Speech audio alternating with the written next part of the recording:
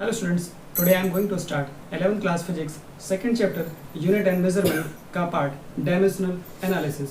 Student आज हम लोग डायमेंशनल एनालिसिस का यूज नंबर 3 डिस्कस करने जा रहे हैं। यूज नंबर 1 और 2 वो हम डिस्कस कर चुके हैं और उसका ऑलरेडी वीडियो अपलोड मैं कर चुका हूँ। क्या होता है यूज नंबर 3 मैं बता दूँ आपको। Use number 3 is to derive the relationship among the various physical quantities.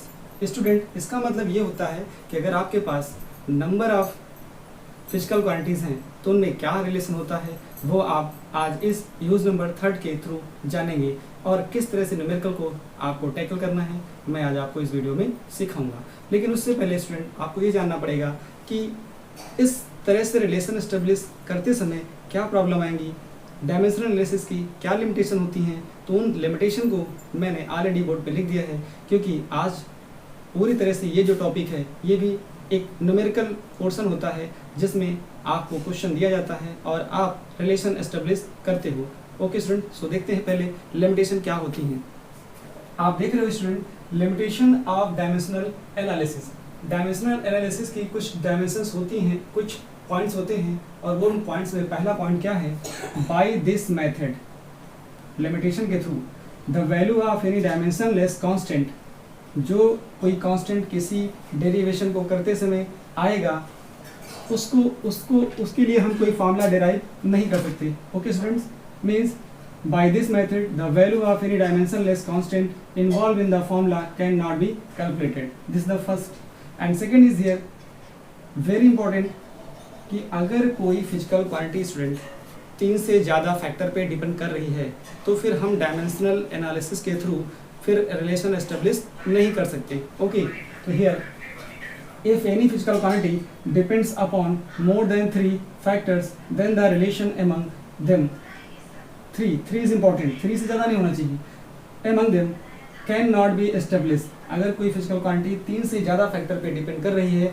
तो वहाँ पर हम डायमेंशनल एनालिसिस के थ्रू हम कोई रिलेशन एस्टेब्लिश नहीं कर सकते। एंड थर्ड इज ये फेल क्यों है, it is fail to derive the relation. ऐसे रिलेशन को एस्टेब्लिश करने के लिए डायमेंशनल एनालिसिस स्टूडेंट फेल है, क्योंकि ये तो चेक कर सकता है कि क्वेश्चन करेक्ट है या इनकरेक्ट है, बट उसमें 2, 3, 1/2 अगर कहीं इन्वॉल्व है तो वो उसको नहीं डिराइव कर सकती।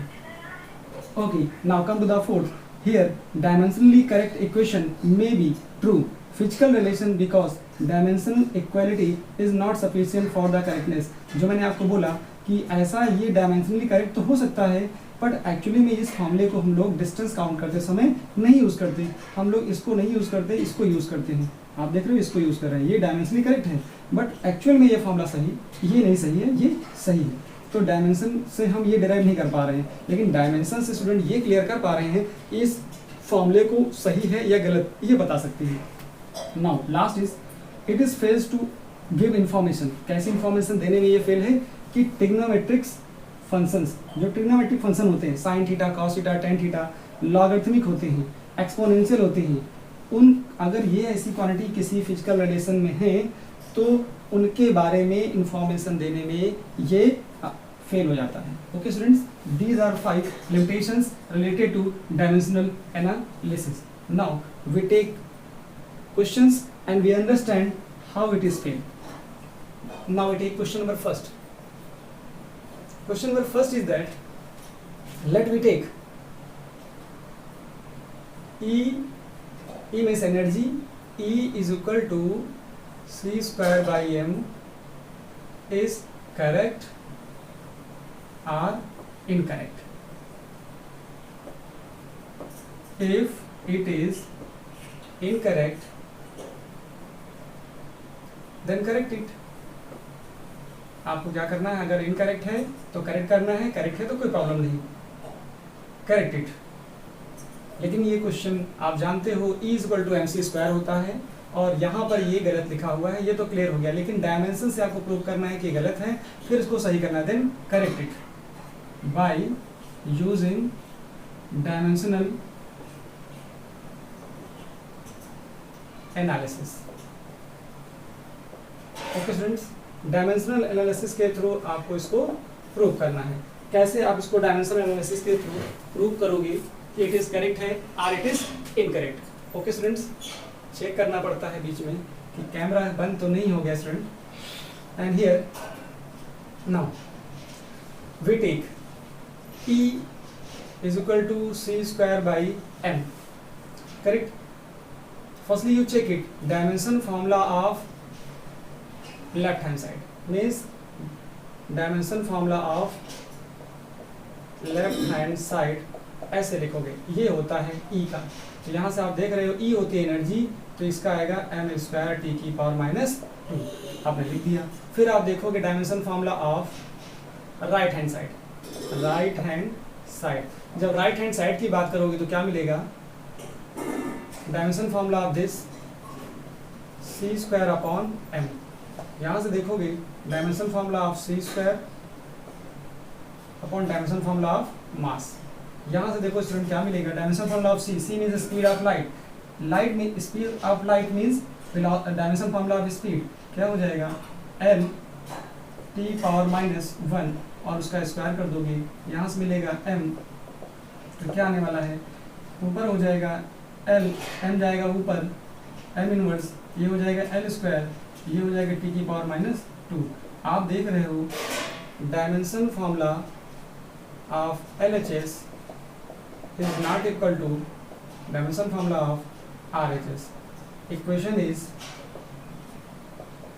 रिलेशन इज, जो भी लिखना चाहोगे जो, इक्वेशन आर रिलेशन इज कौन सा, गिवन, इज नॉट करेक्ट। एक चीज आपने कर दी कि ये जो रिलेशन है वो करेक्ट नहीं है, तो अब आपको क्या करना है स्टूडेंट, करेक्ट रिलेशन देखना है कि करेक्ट रिलेशन कैसे पाओगे। तो करेक्ट रिलेशन के लिए क्या करना पड़ेगा मैं बताता हूं आपको। करेक्ट रिलेशन के लिए आपको लिखना पड़ेगा, फॉर करेक्ट रिलेशन आपको यहाँ एग्जाम्पल लेना पड़ेगा E, energy E, okay, is depend upon, energy E is depends upon किस पे, आप देखो कौन कौन सा फैक्टर पे डिपेंड है, एक वेलोसिटी ऑफ लाइट है, स्पीड ऑफ लाइट है, एंड सेकेंड इज मास। तो दो चीजों पे डिपेंड करा दो, कैसा रिलेशन आना है वो आ जाएगा, क्योंकि यही टॉपिक है to derive the relationship among the various physical quantities। तो पहला एग्जांपल आप लेने जा रहे हो और डिराइव करने जा रहे हो, energy is depends upon mass, हमने मास ले लिया, किस पे, मास पे कैसे डिपेंड है, mass raised to power a, okay, and speed of light C raised to power B। ये आपने लिख दिया, इसका मतलब ये हो गया A is directly proportional to m to the power A C to the power B। यहाँ से हटाओगे तो आएगा K, और K आएगा K is equal to K m to power A raised to power A C to raised to power B। यहाँ तक निकल आया। अब क्या कर दीजिए अब आप यहाँ पर डायमेंशंस पुट कर दीजिए। डायमेंशन ऑफ एनर्जी क्या होगी स्टूडेंट, डायमेंशन ऑफ एनर्जी आपको तो आती ही होगी, मैंने बोला था एनर्जी का, फोर्स का आप अपने माइंड में स्टोर कर लो। और एक और बोला था, बहुत इंपॉर्टेंट है, पूछा भी जाता है, coefficient of viscosity. Now put the dimensions of E। Dimension of E will be here m l square t power minus 2 and here k का, मैंने बोला था किसी भी नंबर का, कांस्टेंट का कोई डायमेंशंस नहीं होता है, तो यहाँ पे क्या यूज़ करोगे आप, यहाँ आप यूज़ करोगे, इसका होगा नहीं, m का m होगा, यहाँ लिखोगे a, c speed of light है, वेलोसिटी, यहाँ आएगा l t power minus 1 raise to power, यहाँ से देखोगे क्या आएगा, m की पावर a, l की पावर c हो जाएगी, आप c लिख दीजिए, और t की पावर हो जाएगी माइनस c, तो ये आ गया। अब आप देखोगे ऑन कंपेयरिंग बोथ साइड,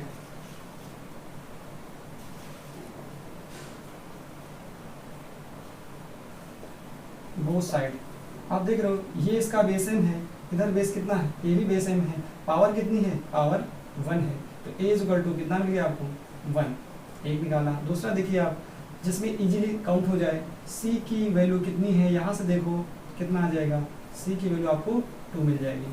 आप यहाँ से भी देखते तो भी आपको सी की वैल्यू 2 ही मिल जाती। ओके student, now using relation first, now using first क्या मिलेगा, E is equal to K, E is equal to K m to the power 1 and c to the power 2, it will be equal to K m c square. ये relation मिल गया। इस relation के बाद student आप ये समझ सकते हो कि हमने जो लिखा था कि जो कोई भी डायमेंशनलेस कांस्टेंट इन्वॉल्व होगा फॉर्मूले में, उसको डायमेंशनल एनालिसिस से हम काउंट नहीं कर सकते कि ये वही कांस्टेंट है। तो ये हमारा पहला रूल यहाँ से जस्टिफाई हो जाएगा। इसका डायमेंशन हमें नहीं मालूम था, वो वैसा ही एज इट इज है। Okay, this is the first question student. Now we take another question.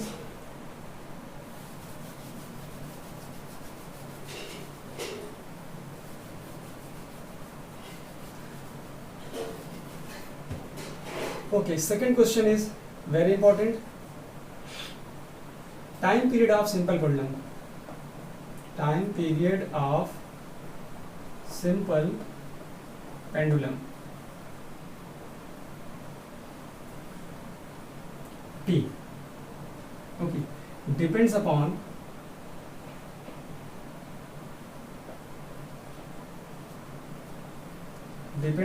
length of the thread L, mass of the bob m, and acceleration due to gravity g. Establish the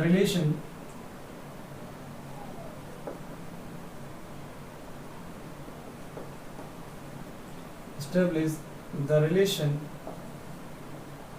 for time period of simple pendulum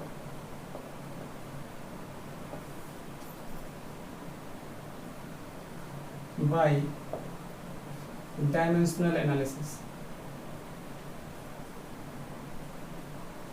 Okay student, this is the question. अब आपको क्या करना है, check करना है, एकदम सीधा सब सीधा क्वेश्चन हो गया इस आर्टिकल पे बेस्ड। अब आपको क्या करना है, देखना है कि क्या चीज पूछ रहा है टाइम पीरियड। आपने टाइम पीरियड लिखा, टाइम पीरियड क्या होता है, टी किस पे डिपेंड कर रहा है, मैंने लिखा डायरेक्टली प्रोपोर्शनल टू किस पे है M L to the power हमें नहीं मालूम, हमने कहा ए है। फिर किस पे डिपेंड कर रहा है, मास की पावर हमने बी मान ली। किस पे और डिपेंड कर रहा है, एल पे था, मास पे था, और एक्सेलरेशन ड्यू टू ग्रेविटी पे था, हमने जी की पावर सी कर ली। अगर 3 से ज़्यादा क्वांटिटी होती तो हमने बोला है सेकेंड लॉ का वायलेशन हो जाएगा। मतलब यहाँ कंडीशन है, इसको फुलफिल करने के लिए हम ये रिलेशन तभी स्टेब्लिश कर सकते हैं जब हमारे पास 3 फैक्टर्स ही हों। अगर उससे ज़्यादा हैं तो फिर हमको पेयर लेने पड़ेंगे। ओके, तो यहाँ पर आप 3 फैक्टर्स हैं, लिमिटेशन के अंदर है, आप इसको डिराइव कर सकते हो। ओके, तो यहाँ पर आपको एक लैंग्वेज लिखनी होती है। क्या लिखनी होती है कि time period of simple pendulum T depends upon length of the thread raise to power A, comma mass of the bob m raise to power b and acceleration due to gravity g raise to power c। ये नहीं लिखेंगे तो ये गलत माना जाएगा। पहले आपको लिखना है कि time period of simple pendulum t depends upon length of the thread a raise to power length of the thread l raise to power a, mass of the bob m raise to power b and acceleration due to gravity g raise to power c। उसके बाद आप ये line लिखिए। लिखने के बाद क्या करोगे, t इज इक्वल टू मिल गया k l to the power a m to the power b g to the power c। Dimension put कर देंगे, तो डायमेंशन भी पुट करोगे तो ये आएगा t, यहाँ इसका होगा नहीं, कांस्टेंट है, l to the power a m to the power b and g to the power क्या होगा l t power -2 and here c। यहाँ m नहीं है, l नहीं है, तो आप लिख सकते हो m0 l0 और t की पावर 1। आप इधर क्या करोगे, इधर से सब देखोगे तो आएगा क्या, यहाँ l है, और यहाँ आएगा कितना, मैं लिख देता हूँ स्टेप, ये आ गया, यहाँ से आएगा a, यहाँ से आएगा m to the power b और यहाँ से आएगा l to the power c t to the power minus 2c, और लिखेंगे तो m l0 t पावर 1 और ये मिलेगा l a, यहाँ से c भी है, c आ गया, फिर m to the power b यहाँ है नहीं कहीं, फिर t to the power minus 2c ये मिल गया। ऑन कंपेयरिंग, कंपेयर करेंगे तो क्या मिलेगा, कंपेयर करेंगे तो देखो पहले t का बहुत आसान है, t के साथ देखोगे तो क्या मिलेगा -2c = 1, तो c की वैल्यू आ गई -1/2। ठीक है, फिर दूसरा देखिए, दूसरा जिसमें आसान हो, जैसे m की पावर देख लीजिए, m की पावर काउंट करोगे, m की पावर काउंट करोगे तो क्या आएगा, m की पावर इधर b है इधर 0, m टू द पावर यहाँ देखोगे तो b = 0 मिल गया। और देख लीजिए हमको क्या चाहिए, a चाहिए, अब a कहाँ से मिलेगा, यहाँ से l की पावर काउंट कर लीजिए, l की पावर काउंट करोगे तो a + c = आएगा 0, तो c = आएगा -a की सॉरी c = देखोगे तो लिखोगे -c और c निकाल चुके हो आप, तो c की वैल्यू पुट करो -1/2 तो ये दे देगा 1/2, इसका मतलब a की वैल्यू 1/2 आ गई।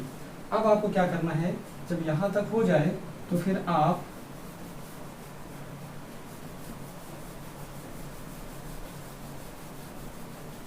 इक्वेशन फर्स्ट यूज कर लो। इक्वेशन फर्स्ट ये है, इक्वेशन फर्स्ट में जब आप पुट करोगे तो क्या मिलेगा, यूजिंग फर्स्ट इक्वेशन क्या हो गई, ये t = k l to the power a = 1/2 and m to the power 0, देखो b की value 0 and g to the power -1/2। आप इसको ले सकते हो l to the power 1/2 and g to the power 1/2, इसका मतलब ये हो सकता है k √l/g। तो ये आपने एक रिलेशन एस्टेब्लिश कर दिया, और यहाँ पर फिर k आया, ये इन्वॉल्व कांस्टेंट है, हम इसको डायमेंशनली कैलकुलेट नहीं कर सकते, लेकिन एक्सपेरिमेंटली हमारे पास वैल्यू है, एक्सपेरिमेंटली हम क्या लिखते हैं, k = 2π और हमारा रिजल्ट हो जाता है 2π √l/g। आप यहाँ तक भी करते हो तो ये रिलेशन आपका करेक्ट माना जाएगा। बहुत आसान सा क्वेश्चन था बेटा। अब मैं कोई दूसरा क्वेश्चन ले लेता हूँ।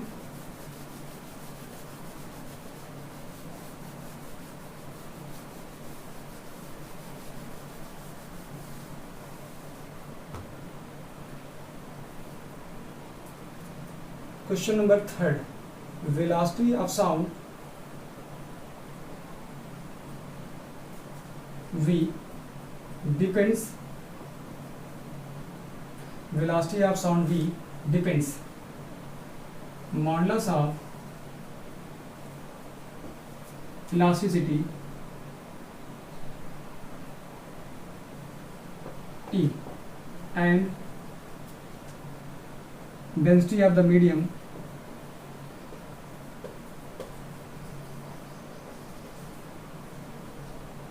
D.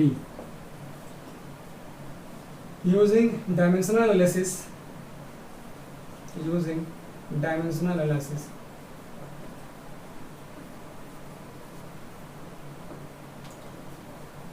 establish relationship.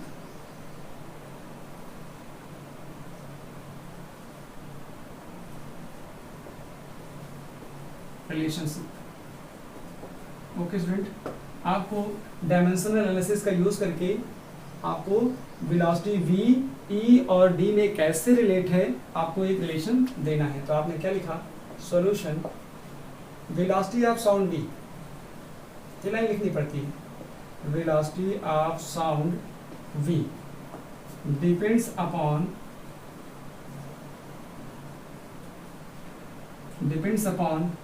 e means modulus of elasticity, depends upon e raised to power a, density raised to power density d raised to power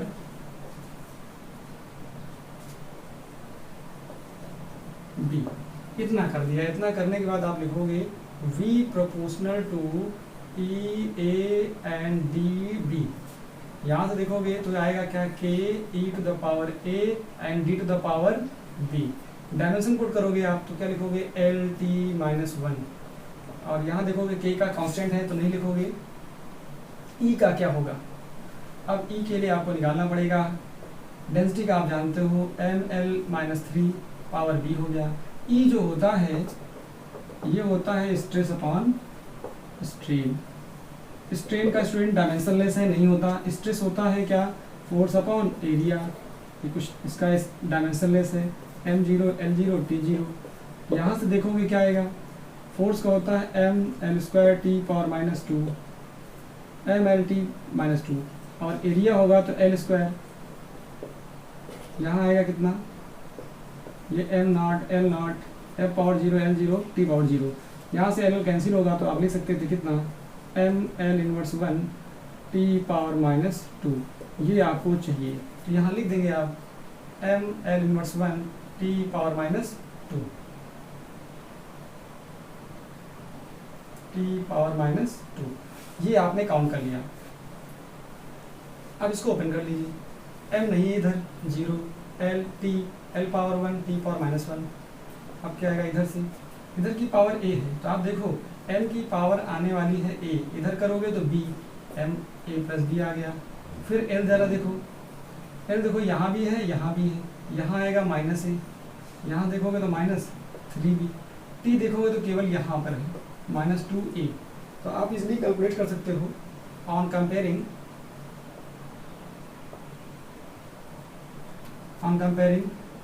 pass on both side से कंपेयर करिए तो क्या मिलेगा। सबसे पहले देखिए आसान सा यही है, minus 2a is equal to इधर t का माइनस 1, a की वैल्यू 1/2 आपको एज सडन मिल गई। फिर दूसरा काउंट कर लीजिए, दूसरा आप काउंट करते हो देख लीजिए a प्लस बी m की power a plus B is equal to 0 मिल जाएगा यहाँ से। अब देखो a की वैल्यू मालूम है उधर जाएगी तो b is equal to minus a, यहाँ से हो जाएगा माइनस 1/2। आपने b भी निकाल दिया। अब b निकालने के बाद क्या होता है, अब आपको a b चाहिए था तो आप किसी से निकाल सकते थे। फिर यूज़ करो रिलेशन फर्स्ट का, यूजिंग फर्स्ट। अब फर्स्ट यूज़ करोगे रिलेशन तो आएगा v is equal to k e to the power a 1/2 and d to the power minus 1/2। ये हो जाएगा k, ये हो जाएगा e/d, और ये फिर कांस्टेंट आया। फिर यहाँ से इसको हम कैलकुलेट नहीं कर सकते, यहाँ पर एक्सपेरिमेंटली वैल्यू ही लिखते हैं। एक्सपेरिमेंटली हम क्या कर सकते हैं, k इज इक्वल टू 1 लेना है तो e इज इक्वल टू क्या आएगा, √e/d। ये आपको कैलकुलेट करना था, यहाँ आंसर हो जाता है। ओके स्टूडेंट्स, आई होप ये भी आपको अच्छे से क्लियर हो गया होगा। अब मैं आपको एक और यूज़ बता देता हूँ जो डायमेंशनल एनालिसिस का ही है, और वो होता है fourth use, to determine the dimensional formula of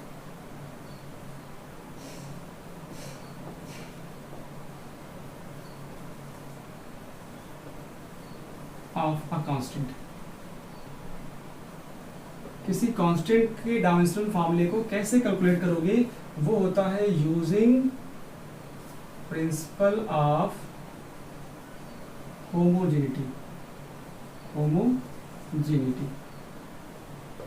okay, principle of homogeneity को आप यूज करोगे। मैं क्वेश्चन लिख रहा हूं, इन वान डर वाल्स इक्वेशन, ये फोर्थ यूज है। Okay, use number fourth, question नहीं, यूज इन वान डर वाल इक्वेशन। वान डर वाल इक्वेशन क्या होती है, ये होती है p plus a upon v square into v minus b is equal to RT। अब a और b क्या होते हैं, a एंड b, ये है कांस्टेंट। तो ये कांस्टेंट हमने क्या लिखा, determine the dimension formula of constant. तो ए और बी के डायमेंशन फॉर्मूले क्या होंगे, हमको वो काउंट करना है। तो हम लगाएंगे प्रिंसिपल ऑफ होमोजेनिटी। इस फॉर्मूले में पी होता है बेटा प्रेशर, वी होता है वेलोसिटी नहीं होता, वी होता है वॉल्यूम। ओके, तो मैंने बोला था आपसे कि प्रिंसिपल ऑफ सुपरपोजिशन क्या बोलता है कि जो क्वांटिटी आपस में ऐड है और या जो सब्ट्रैक्ट है उनका जो डायमेंशन फॉर्मूला होगा वो सेम होगा। Means the quantity which have same dimension can be added और सब्ट्रैक्टेड। तो आप यहाँ लिखोगे the quantity which have same dimension can be added and subtracted. आप ऐसा लिखते हो only those quantity which have same dimension can be added और subtracted. Now according to principle of homogeneity, according to principle of homogeneity हम क्या लिख सकते हैं, डायमेंशन ऑफ पी इसको dimension of A upon B square. तो क्या आएगा, डायमेंशन ऑफ पी होता है प्रेशर, और प्रेशर आप जानते हो प्रेशर निकालने के लिए पी इक्वल टू निकाल सकते हो फोर्स अपॉन एरिया। इसका होता है एम एल टी पावर -2 और यहाँ होता है एल स्क्वायर। आप देखोगे तो क्या मिलेगा, एल कैंसिल होगा, एम एल 1 टी पावर -2, तो यहाँ से आप निकाल सकते हो, जाएगा M L inverse 1 T power -2।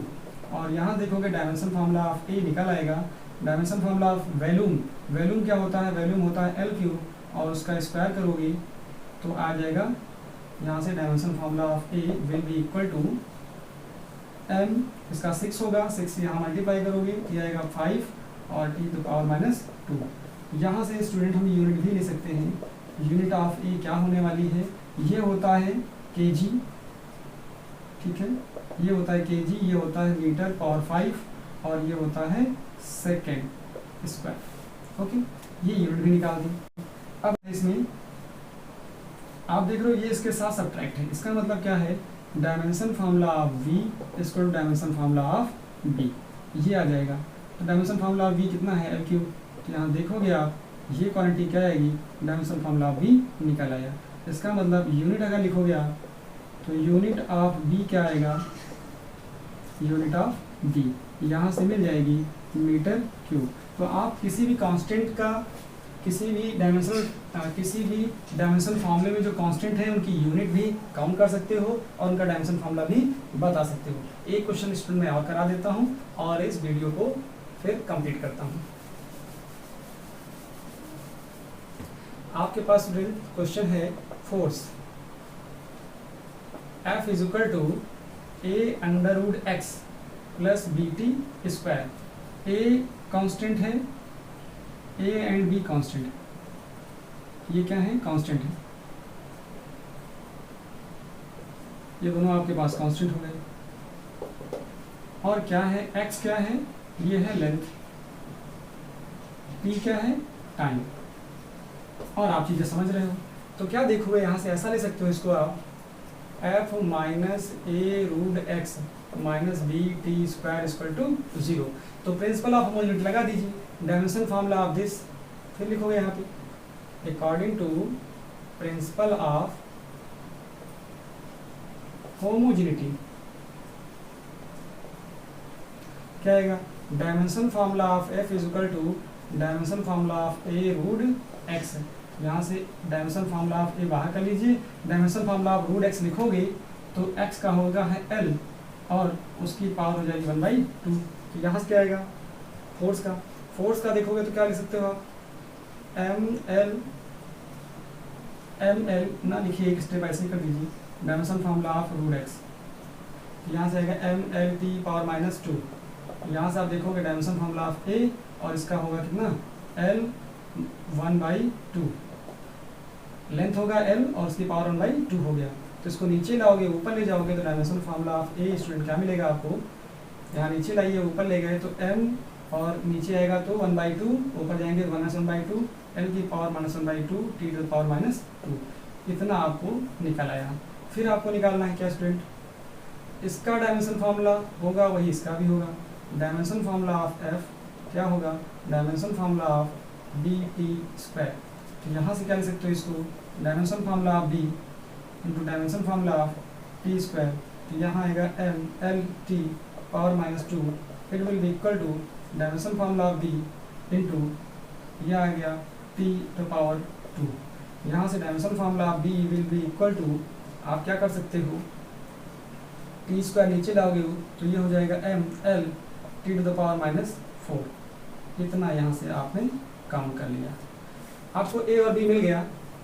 ठीक है, तो इसमें क्या करना था, आपको ए और बी कांस्टेंट फाइंड करने थे, तो आप यहाँ से फाइंड कर लिया। हो सकता है इस क्वेश्चन को आगे भी बढ़ा सकते थे, पूछ लेते ये कि find dimension of A by B, तो आप क्या करते, तो आपको कुछ नहीं करना पड़ता, यहाँ से एक स्टेप और जाते, आप लिखते dimension of A by B means dimension of A upon dimension of B, और आप डायमेंशन ए पुट करते, ए की वैल्यू कितनी है, M L inverse 1/2 T to power -2, और यहाँ से क्या मिल जाएगा, B M L T to the power -4, और यहाँ से सॉल्व करोगे, एम कैंसिल होगा, एल ऊपर लेके जाओगे तो क्या यहाँ पावर 1 है, ऊपर जाएगा -1 और -1/2, ये हो जाएंगे -3/2, और ये ऊपर जाएगा तो प्लस हो जाएगा, आएगा टी टू द पावर 2।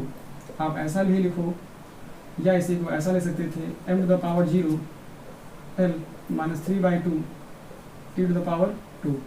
यहाँ पे ये आंसर कंप्लीट हो जाता है। आई होप स्टूडेंट आपको सारी चीज़ें क्लियर हो गई होंगी, और आज का ये वीडियो आपको बहुत अच्छा लगेगा, और लगने के बाद आप इसकी प्रैक्टिस करोगे क्वेश्चंस की, तो आपसे इजीली होने लगेंगे। Thank you so much.